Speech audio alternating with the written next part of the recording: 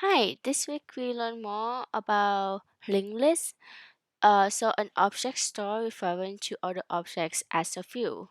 So for example, A store reference to B, and B can store many referring to C, and C object can store different referring to its element.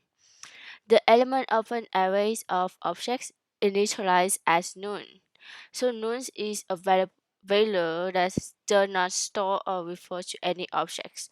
None can be stored as a variable and also can be printed as a reference. It can also be asked if a variable is none and return none, or can be passed as parameter to a method. We also learn about some dot notation. Dot notation is the reference which is used to access a data of an object. The reference none can cause an exception because it does not refer to any object, and so it doesn't have any data or method. We also learn about linked data structure. So a set of linked objects and each of those store one element and one or more referring to the others. So for example, A store an address to B and B store an address to C. We also learn about a list not class. So list not class is objects that store one piece of integer data and are referring to another list not referring list not. We also learn about referring versus objects. So variable equal to value, which is variable is an arrow that shows where one point, and value is an object to make variable point at the locations. So if you have a set of A and a set of B, so if A equal B, we mean A is refer to the same address as B. We also learn about abstract data type, which is called in socket is ADT. It's a specification of a collection of data, and the operation can be performed on it.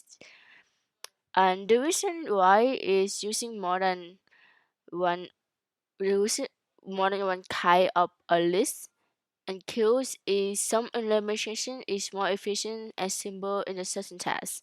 So for examples, area list is faster and easier for adding removing at the end of a list, but it takes longer than linked lists for adding removing at the front or middle of the list.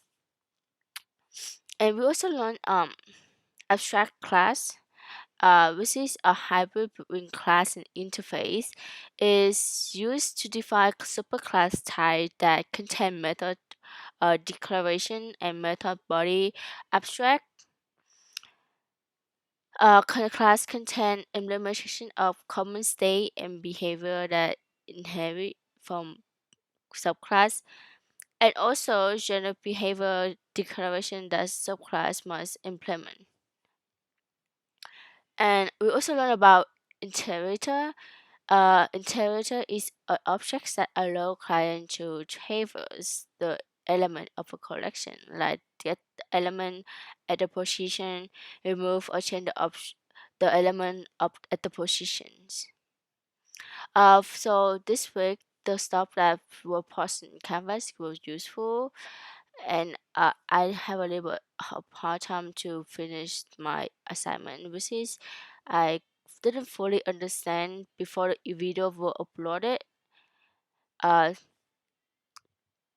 and some of the objects that I found difficult is um the method of adding the method of a linked list that we need to add to the to the link in class, which is kind of confusing because it's caused some error when I put it in the Eclipse. But overall, I did some practice and